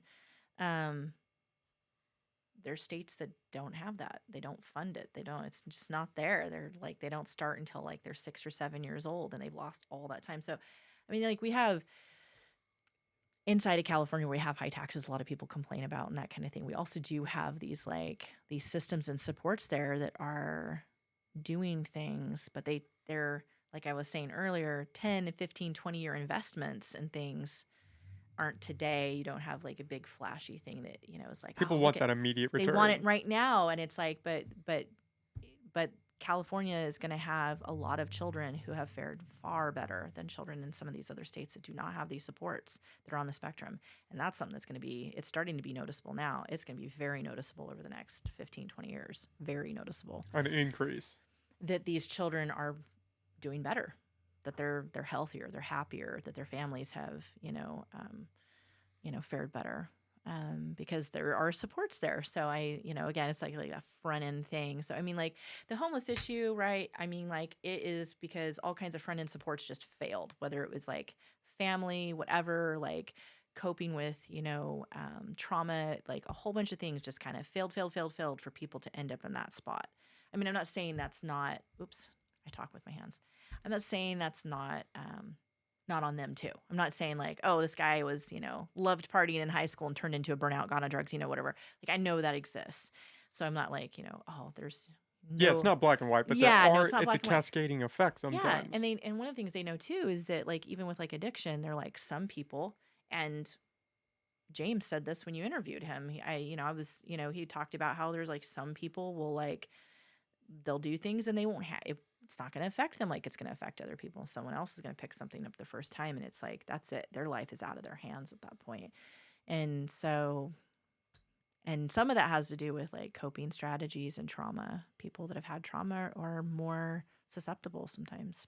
So and sometimes it's just when it finds you in life. Yeah. You could be in a bad place. That's what I'm saying. Pick up the needle and you can't ever put it down again. Well, it doesn't usually start with a needle. When we lived out in painkillers. Yes. When we lived out in Utah, one of our, somebody that we knew, a fantastic guy, a fantastic family, he held it together up until he couldn't, but he had, been, abusing things for about 3-4 years. New. I mean, there were starting to be little like cracks in the veneer, but he was holding it together. And how it started was he's a lawyer, working extremely long hours, was exhausted and was starting to develop a lot of just body aches and pains. He's exhausted. He's sitting in weird positions. He's not sleeping like he should. People that aren't resting start to have symptoms similar to like fibromyalgia and stuff. You can really have some like really a lot of pain. Goes in, he gets this prescription. Oh God, that made me feel a lot better. Plus I can sleep. I just feel better. He talked about it like later. And then it just sent him on this path, it just kept going. So, and when California kind of did this, like, hey, we're going to tell these physicians that they can't prescribe these things, all of these people who were under physicians' care started looking for alternative ways to do this. I personally think that was a disaster. They should have kept him under physicians' care. They should have tried to kind of, because I think they just assumed, and they were, but there were doctors here, right? There's a doctor here that got censured because she has been trying to help those patients that got dumped by all these other doctors because they wanted to immediately protect their licenses. And she got all these pain management clients, and she's tried to help them with all these other methods of doing this and kind of tapering down and all these things. But it's a process. She got censured for trying to help all these people on that process. they incentivize these doctors dumping all of, so that's driven some of our drug epidemic as well, our illegal illicit drug epidemic as well, as people have turned to these other things that are just bad, Way worse. so much worse, but cheap and desperate, and then they find themselves in a spot. I've seen that happen. I've witnessed it happen multiple times. I know somebody else that, got injured in construction, taking pills. And then eventually, I mean, it just kept going. He ended up in prison because he, didn't hold someone up with a gun. He held him up, I think, with a knife or something and was asking for their money. And it just blows my mind that this guy could ever end up in that spot, because it's just like here a little, there a little. So anyway, that's kind of a tangent, but I just think there's so much complicated that's going in there. There's so many things, such a long train of things going wrong, and for people to just, Cut them off. yeah, Doesn't sad. seem like that was the right approach. I mean, you're legally getting people hooked on these pain meds, and then you just close the supply off. Well, because they didn't want these doctors just prescribing them out like this, Like they were. like they were, it was like like they were dealing or something. It was bonkers. But yeah, and there are doctors who in California have said, hey, and there's people with chronic, serious pain problems because of different kinds of diseases that also need to be able to legally control that pain. Like, they need to be able to be under physician's care because of there's some pretty horrible things that can go wrong with the human body. So anyway. Yeah, if you've got cancer, I'm taking the pain meds. Yeah, and there's other things. I mean, there's certain types of arthritis that just curls people up on themselves. I mean, just literally deforms all their joints. I mean, it's brutal. So there's different things that people end up with. They need to be able to legally manage pain without, So there's just a lot that goes into this. This is what I'm saying. Or people who have uncontrolled anxiety. A lot of people, start self-medicating when they have these uncontrolled. They know that they know people with ADHD, if it's not treated, sometimes will self-medicate in other ways. It's strange how if somebody isn't able to address something, they kind of find What they need somewhere else. they do. A lot of people with ADHD self-medicate with caffeine without even knowing it. They're undiagnosed, and it's just, oh, I just know I can focus a lot better if I drink caffeine. There are those people that pound down caffeine and then pass out an hour later, oh, I sleep like a baby. It doesn't affect me at all. Yeah, well, probably have a different kind of brain, but yeah. Because if I drink a Red Bull right before bed, Cracked out. I'm not going to go to sleep. Yeah, I'm not going to go to sleep. So anyway. So how do you think you solve? I mean, that's not even how I want to phrase that question. What can be done to improve, foster care just as a whole? Is it just people need to put a little more attention to it or put a little more effort behind? Because, like you said, you do have these people that care, but there is that high burnout. Oh, it's And yeah, it's it. Well, right. So how do you prevent burnout? Well, you have a lot more staff. For one thing, right? So then the workload isn't so intense for each individual social worker. That's one thing. The county is doing things though. I think they have some kind of mental health initiatives they are using with their own staff.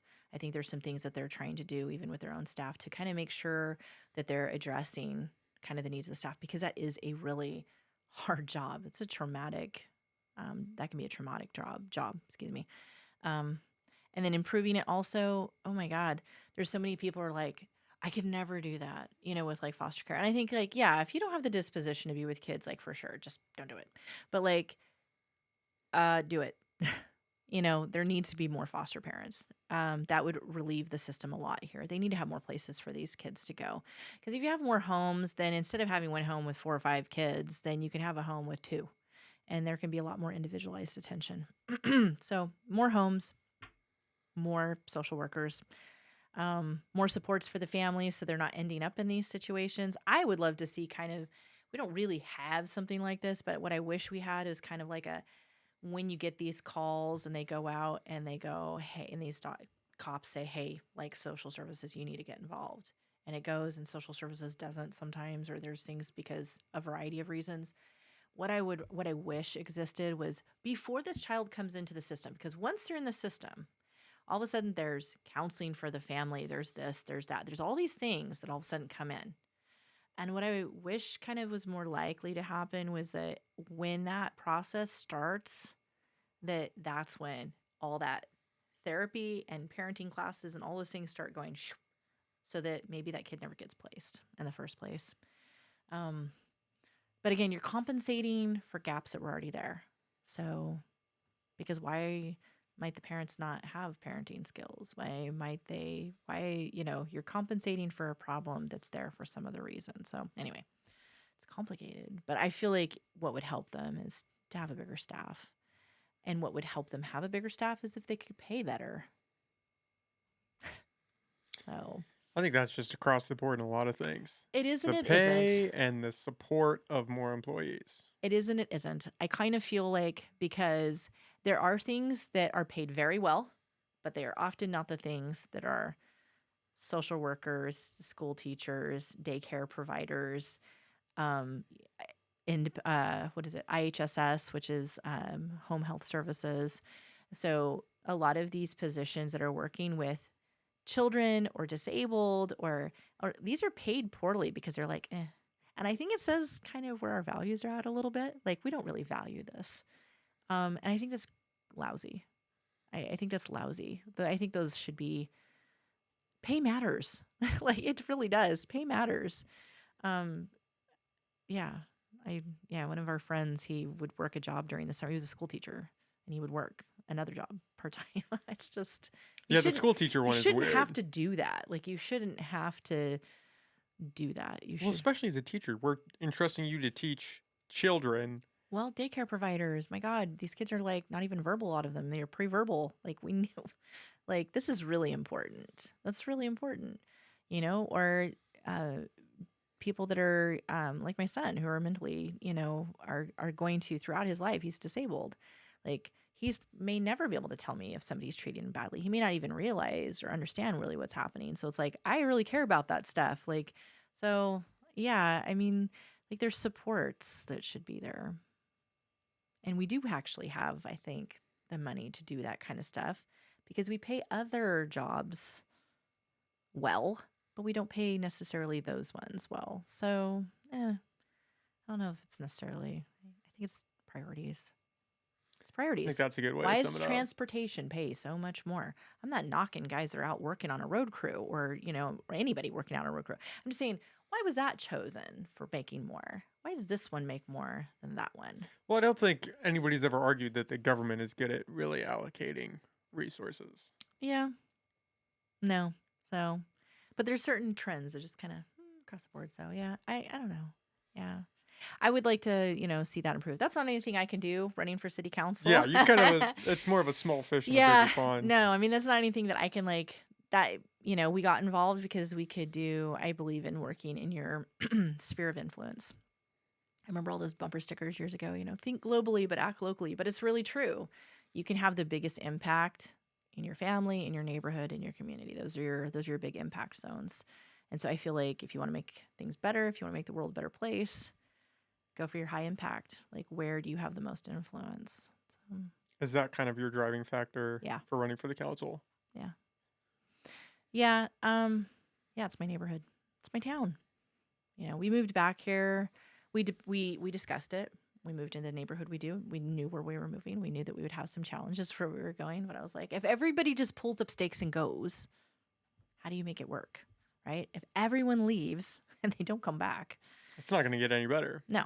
And I'm like, so I'm like, yeah. And I mean, it's not like, I'm like, and I will save it. Not, no, not at all. But I mean, it's like, but as I've been out knocking doors and getting to know a bunch of people, like I already know a lot of the people on my street, but like I didn't know a lot of the other people, outside, and so I've been out knocking, talking to people. We have so many nice people. There's so many people just involved in doing so many little things that are making Eureka great, making it a good place, Like one lady we talked to, she makes these quilts and donates them. Like there's just so many like just nice people doing nice things for each other,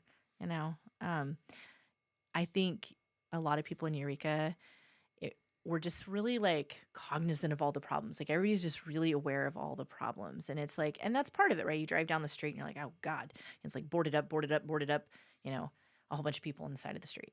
Boarded up. And so it's like we're seeing problems. And so I think it's like easy. And also too, I think like it's kind of, I don't know if this is like an American thing or whatever, but we just kind of like complain a lot. Like we just like we look at like problems and we just focus on them, you know. And I think it's very hard to get oriented towards solutions if you're just focusing on problems.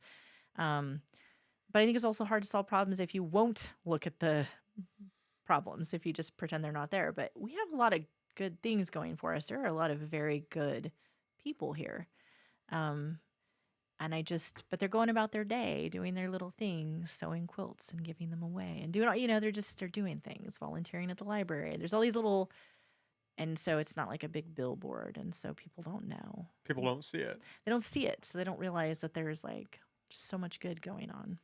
Yeah, it's easier to notice a problem, and it's easier to just call it out. Actually trying to solve it is the hard work, and nobody wants to do that. And tearing things down is even easier still. And I think, and criticizing people is so easy. That's how I feel about we need to burn down society and rebuild it. When I hear somebody go off on that, I'm like, oh, it's not going to work out how you think it is. No. And I hear that, I mean, like, obviously, like, I've heard that kind of stuff. And, like, I get that. Like, I get the, like, frustration, stuff like this. But I'm like, hey, this is the best you've got. And I don't know if they really talk about this as much now. I mean, I've been out of school 30-something years. But I remember growing up, we'd always hear about, Abraham Lincoln was, it's together we stand, divided we fall. Like, this idea. And I think, like, there's this, like, huge level of divisiveness, right? Whew! On a level I've never seen in my 46 years of life. I have never seen our country this divided. Our communities are, I mean, I think it feels like it's just sent a crack right down the middle of just everything.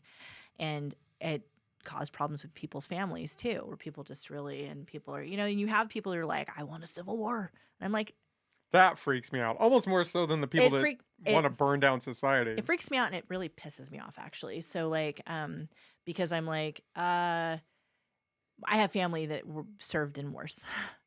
And I feel like a lot of these guys are like LARPers. And I'm like... That's a great way to put it. I'm like, you have... No offense to the LARPers out there, but I'm like, but you have no idea how ugly and how horrible. And I don't either. And you know what? I don't ever want to know. And I'm like... No, it takes so much more work. Stop being lazy. Stop being a little brat. Stop complaining about everything all the time and sitting on the internet just complaining. Like, work with your neighbors, talk to your neighbors, get to know people, try to make things better. Like, we've already, they think it's going to, first, they're like, this is headed toward a civil war. Well, I would kind of argue that we've kind of had like a soft civil war this last few years. We've definitely, people don't even see things the same. They don't even see facts the same. So this is nothing like I've ever seen before. No, together we stand, for better or for worse. I mean, it's like, if you don't like how somebody is, I mean, like, it's the drunk uncle at the Thanksgiving table. I don't know. You deal with it. Find a way to deal with it. You don't just throw it all out. Like, you fight for your community, fight for your family, fight for your country. Like, you keep it going. Like, don't just give up. Like, there's so much good stuff still going on. It's ridiculous. I don't know. I've tried to articulate it on this podcast before, and I don't think I've done it justice. But the idea that we're just tracking along that divisive line, and it's just getting worse, and nobody wants to come together. Everyone wants to be divided into their own little box so they can be victimized or have some excuse for whatever they need an excuse for. Yeah. And they don't want to come together. Because if we come together, well, then we have to do work. We have to ignore, because then you have to forward. Work. Yeah. Then you have to work. And it's so much easier to just say that other person is stupid or a villain. And just dismiss them. And dismiss them than it is to talk with people. But this is your community family. That's your family. Like, no. Like, stop quitting. Stop quitting. What a bunch of quitters. Like, and if shit hits the fan, God, I hope it doesn't. It's going to get... People are going to be wishing for the days when they could just type on their phone that they were being oppressed or that they hated life and that everybody sucks. Well, and I think, but also too, I mean, like, I think a lot of people too are like, I don't want to hear about people's oppression. I'm like, I think part of that too is like, there are uncomfortable conversations that are happening right now that I think people kind of need to have, though. Like, there is some of that I'm like, because that stuff, it was there, like, it was there. Like, there's things that were there. Like, I was talking, like, both sides of my family ended up in California because, like, my still living grandmother attended segregated schools, right? Like, she was segregated out and in Arizona. And they desegregated just the year before my dad was born. So this is like not ancient history. There were places they could not live, couldn't rent. They came out here, they became entrepreneurs because they couldn't get hired. This stuff has real impacts. Like it's a real, it does. My husband and I talk about this, like we contrast it with like his experience and what his family just like, they talk about just like that generational wealth, right? And that generational just being established, just having that it builds and builds and builds and builds, but we just weren't building anything for the longest time because we couldn't, in my family. So, my grandparents don't see that. My grandpa passed away last year. My grandma's still alive, but they don't see themselves as victims. But they definitely have experienced a lot of stuff. My dad did. My dad, I'm like, he's a proud guy, like patriot, served in the military, like, and he's experienced a lot of stuff, a lot of racism, I look just like him. I just came out really light, so I'm what they call, white passing or white, I don't know, white presenting, whatever. Whatever term they have nowadays. Yeah, like, that's that, talking about, essentially that my phenotype and genotype don't match, what I am and how I look do not match. But yeah, like that, but that stuff is legitimate, like that's how my family ended up in California. Like my mom's side of the family, like they couldn't be hired. My grandma was left Toledo, Oklahoma. My grandma's family name is Rattling Gourd, and she passed herself off as Portuguese, because it was like, well, that sounds kind of European, right? She didn't want to tell people she was Indian. So, and that's how they ended up here to try to, because California was kind of like, oh, it's the Wild West. We can do something out there. Like our kids can go to regular school. We might be able to live in a decent neighborhood, I feel like that stuff has an effect. And I think some of those conversations people are having are about that kind of stuff that you couldn't talk about before. I don't think we need to live in that all the time. And I definitely don't want to, my parents did not raise me to think of myself as a victim. I don't want to like wallow in the soup of that. But at the same time, like, I'm not going to pretend that didn't have an effect on my family or that hasn't, like, I joke that I like the chip on my shoulder came naturally, but I'm like, yeah, there's like something there, right? Because like my family always had to kind of like kind of fight a little bit, kind of like really know who you are on the inside because other people are maybe telling you what you were on the outside. So I think that's the approach that should be had. Recognition of what happened in the past, acknowledgement of the reality of what happened in the past. Yep. But not the victim mentality. You can acknowledge the problems and acknowledge, hey, we still have a lot of shit we need to fix. Yeah. I think what happens is that I can't believe we're talking about this. I'm never getting elected, but I think like some of what happens is with this is that yeah, might as well, if I'm going to be here, let's just let it fly. But I'm like, yeah, I think my daughter and I have talked about this a lot. She and I talk a lot about this kind of stuff. My son's just kind of, like, nah, like he cares about a lot of stuff. But my daughter and I are both ones that are like, let's talk about this stuff, like. And she and I, the more people don't let people talk about things, the louder they get. And that's part of what's happening because, it's like right now people are like, for example, oh God, let's open this can of worms. Oh, we're going in.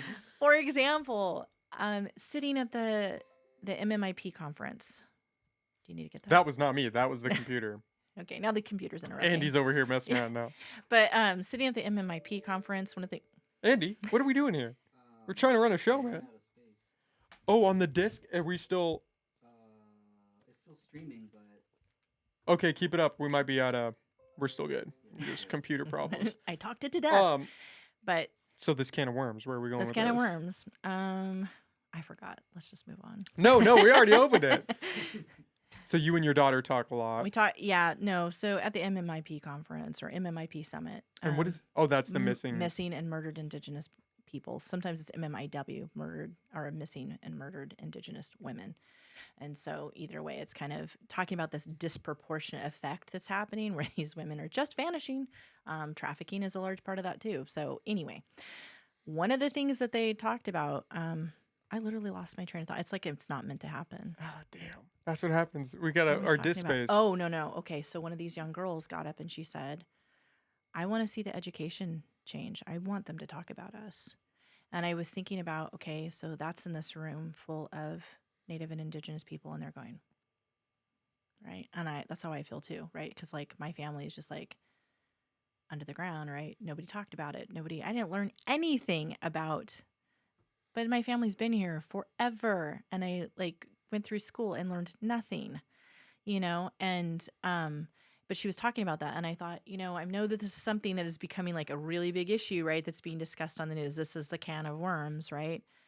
But in third grade, so my family is, I said, from Mexico, and they're part Yaqui Indian, but they're also Yucatan Mayan.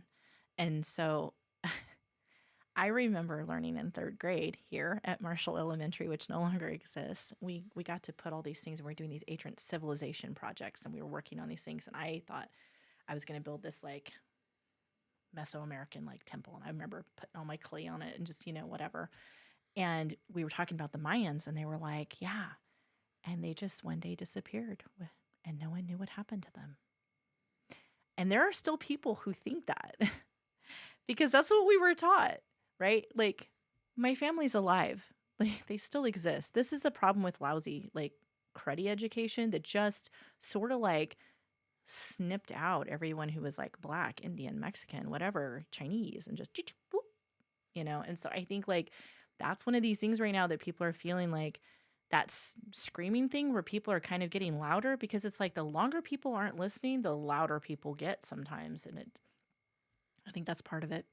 And I think that that's starting to make people feel really angry and upset.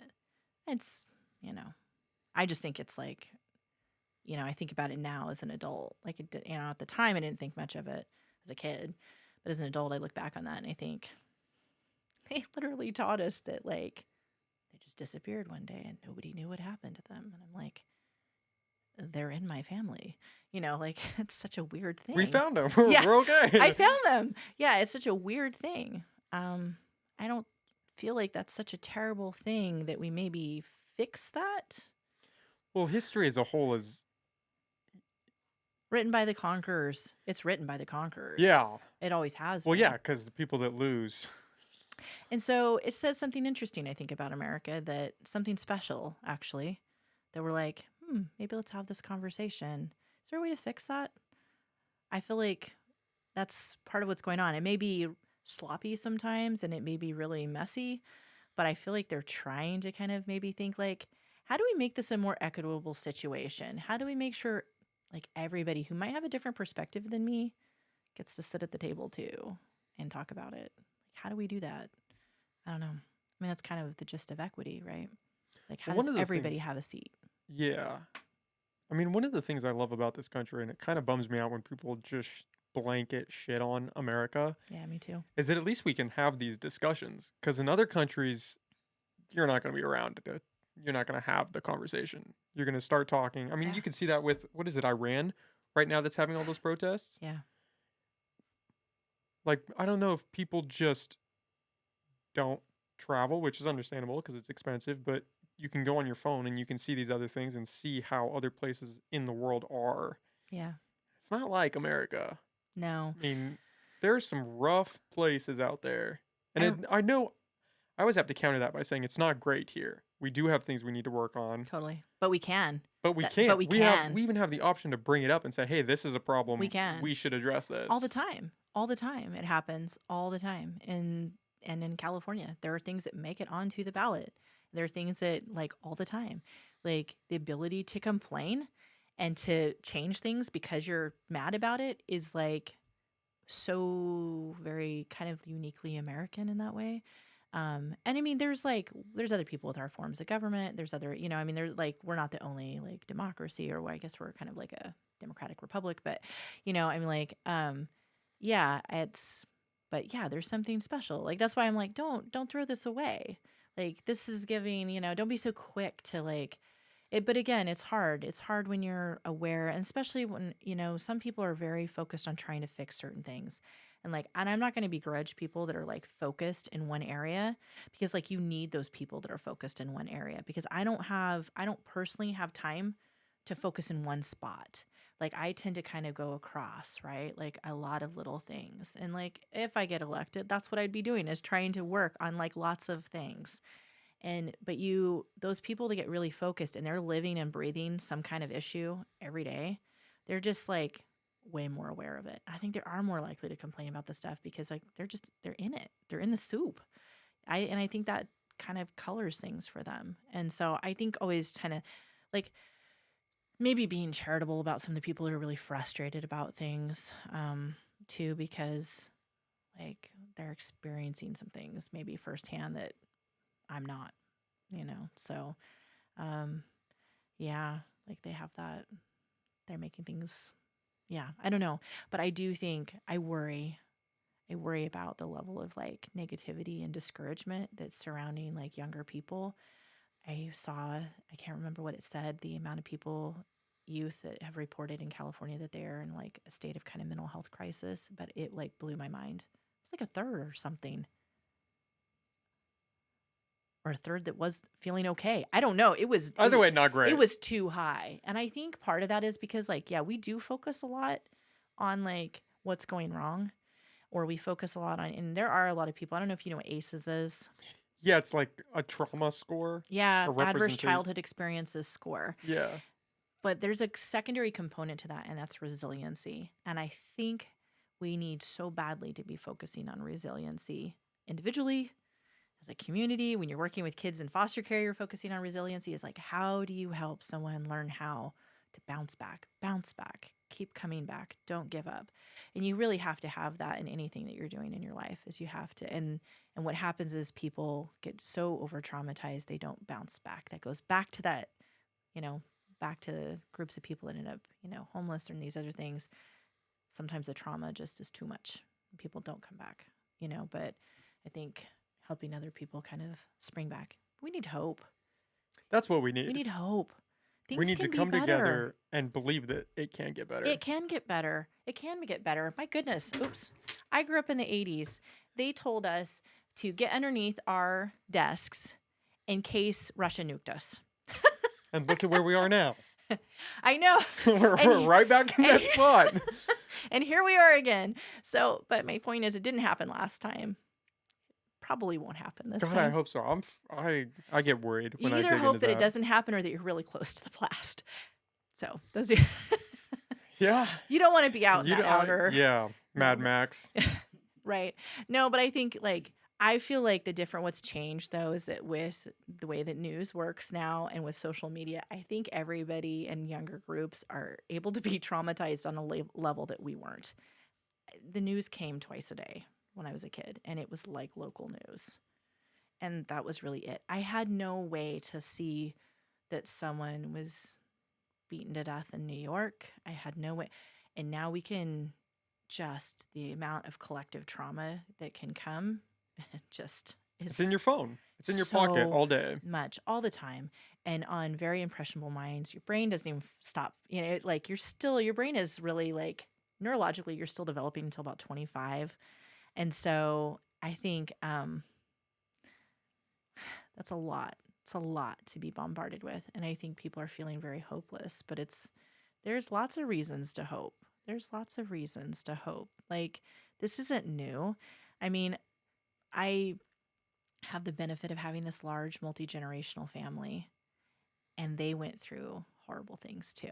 They went through terrible things that they thought was the end of the world too, but it wasn't. And that they thought would be the end of the country, and it wasn't. Or the end of their family, and it wasn't. And so, like, we can get through it. Like, we have lots of reasons. And Eureka can be better too. It was before, it can be again. There's lots of things that we have to build on. But it really starts with hope, right? Because you kind of have to have a vision of where things can go, or you don't try. And so I think, yeah, like, kids need hope. Things are going to be okay. Like, this is a weird time, but people are going to keep going. They're going to get married. They're going to have kids. They're going to make the world a more equitable and kinder place. Like, businesses will come and go. We don't even know where it's going to go. As long as we don't start dropping nukes, I think we could be okay. If the nukes start coming out, it's going to be a rough road. Yeah. And, I mean, there's not, Putin is, I mean, I don't know. Does he have anything to lose? We got to hope so. I don't know. I don't know. But I think, is it going to happen? No. I don't think so. And even if it does, it's not going to be the end of the world. Well, depends on how many they drop. Depends on how many they drop and how big. But again, I mean, like, I just Optimistic. optimistic. Yeah. Because I mean, really being negative, maybe it will or maybe it won't. The things that you dread, maybe they're going to happen, but maybe they won't. But you're kind of like stealing a moment from yourself and thinking about it right now because there's all kinds of things you can be doing and building. And I think in the meantime, I think everybody don't focus on that. Don't focus on that. Build, create your life. Like, That's a good make your perspective to life, have. and tomorrow wake up and do it again. Because the thing you worried about yesterday may or may not have happened. And here you are again today. So it's like, just keep going. And I think, yeah, I want people to work together. Um, I think it's pretty well known that some people were like, I think she was a Republican. I wrote this article that went viral. I was going to ask you about Yeah. that. I wrote an article that went viral. 2017. And because I was a registered Republican. And I think people are like, oh, then she's MAGA. No, never. So, Well, I mean, you marched with the Women's March. I did, of course. Yeah, absolutely. I It's tough volunteered. to be I MAGA volunteered with and do that. I volunteered with Planned Parenthood when I was 15. Like, no, I have my views. I voted for Ralph Nader in 2004. I'm an independent person who thinks independently.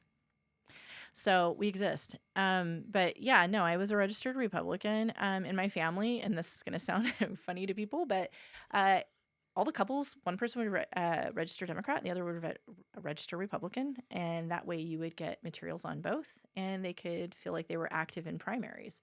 But there are things like self-determination and like, hey, like, let's do this, and not thinking of yourself as a victim, or different things that I'm like, yeah, that like kind of appealed to me about some of that ideology. But I mean, it's just been off the rails for so long. It really has. It's just been off the rails for so long.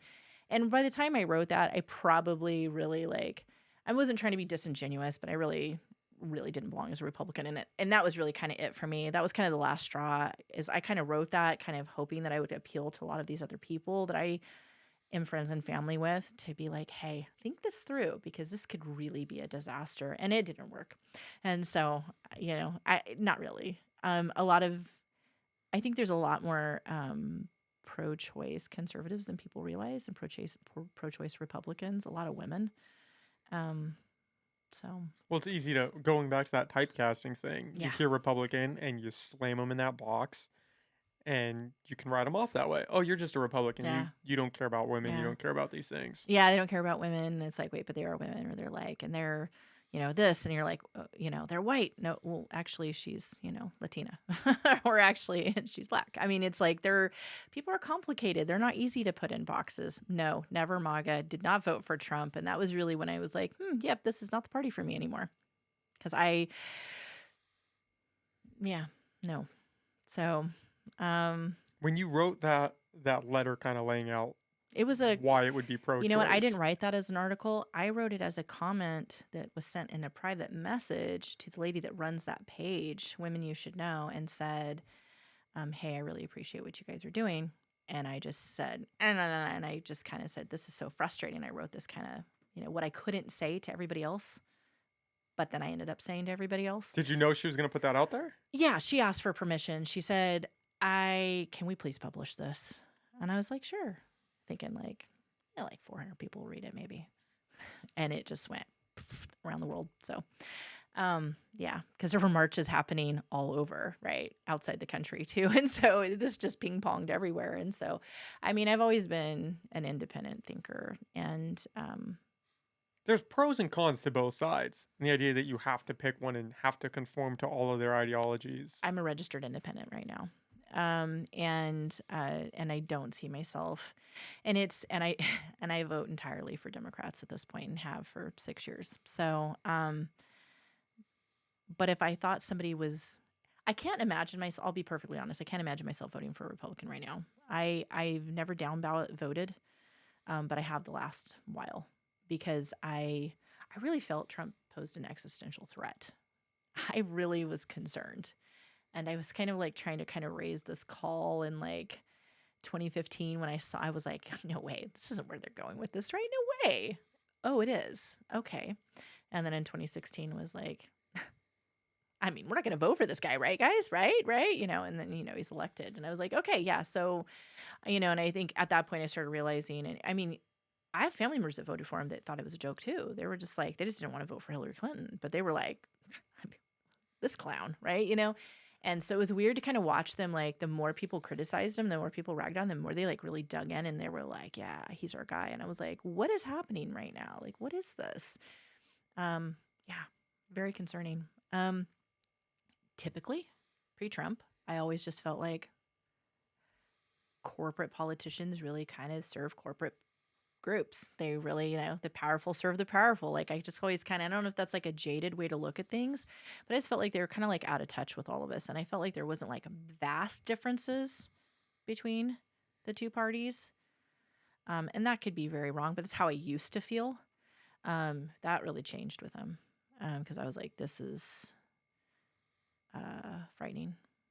So I really was concerned and wrote about 2016, 2017. I was like, surely you realize this is the kind of person who never leaves office willing. Like, they're going to have to pull this guy out. Like, he's going to be like dragging his nails along the wall. And people are like, no, that's not going to happen. Well, I don't know. I know a lot of people that felt that way. I They did. were worried. Yeah, I was like, he's not going to go willingly. No way. Votes could have been 3-1. He wasn't going to go. I think they really underestimated too, because a lot of people were like, no way. He couldn't possibly have been elected. Nobody'd vote for Joe Biden. Oh, there's a lot of us that voted for Joe Biden. Absolutely. Absolutely. I mean, I was still a registered Republican when, so I just, yeah. Anyway, whatever. What are your odds if it's Trump versus Biden 2024? Oh, who do I think is going to win? Yeah. I still think people are going to they may do it quietly because they don't want to make everybody mad, because that was a thing, right? A lot of people were just quiet in 2020, and they're like, they couldn't have possibly voted for Biden. I didn't see any flags. And I'm like, well, maybe they just weren't flaggy people, like they just weren't the sort to put a big flag in the back of the pickup truck. I think it would be, I'm disappointed that we have two very old people I know, we running. need some better candidates. I don't regret voting for Joe Biden. I don't regret it. I wanted things to calm down, and I wanted the rhetoric against people that share an ethnicity with me to calm down, like, enough. Like, it was just too much. And there was just so much that was just so toxic. So no regrets, but God, there were so many good people, like, too. I'm like, I really liked Cory Booker. There's some great candidates, and I'm like, how are these people not making it? How are we the same people that are in control in Congress right now are the same people that were in control 30 and 40 years ago. These people just never left. Nancy Pelosi. And they're in there, Still like, just up there. up holding on to there. power. It's they're just up there, and it's not because there aren't good people in these younger generations. There are, and I'm like, and I don't like ageism either, because, like, I served on the civil grand jury in 2019 and 2020. And I worked with a lot of retired people, and they may take a little bit more time to get to their thoughts, but their thoughts are very quality. And so I have kind of a different attitude on that too, because I feel like, again, it's kind of a cultural thing, but in my family and the background I come from, you really value your elders. You really see them as a source of wisdom, that they have, like, they're grounded in a way that maybe, like, when you're young, you're not, because you're super just, like, got the energy. You don't slow down and really, like, think about things in the same way. And so I'm like, I really hate to kind of see that, like, that being the reason for people being like, no, we don't want these people. They're old. Well, I think it's ageist for some, absolutely. But then you do look at Biden and you think, this guy he's not as well put together as you would want the president to be. Yeah. And sure. But I think if my choices are, complete chaos and someone who's really willing to probably burn things down just to, watch it burn, versus maybe someone who's just, saying strange things or is taking a while to get to a thought. I'm like, I can't believe those are my choices. But yeah, it's sad. It's sad that's where we are. One option, I would never consider Trump. And it's no bash or criticism to anybody else.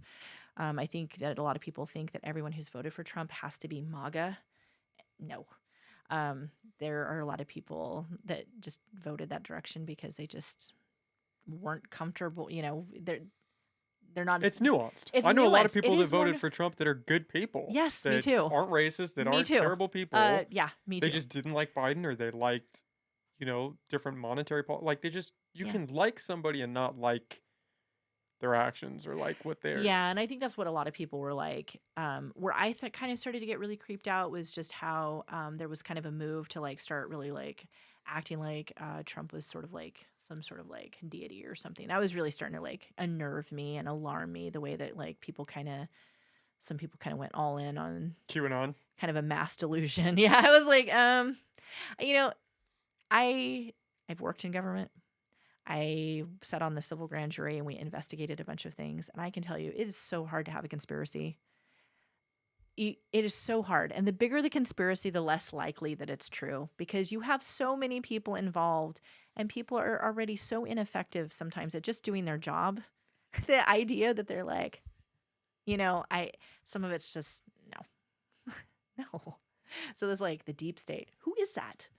Like, I just don't think it's healthy to have someone up there that's spreading that kind of.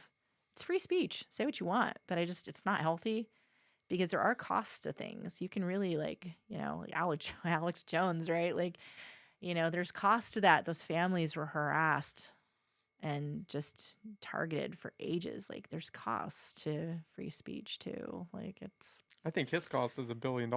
I think that's what he just got It's just slapped with. yeah, and I Which saw is which is crazy. that's so hard to even $1 comprehend. billion.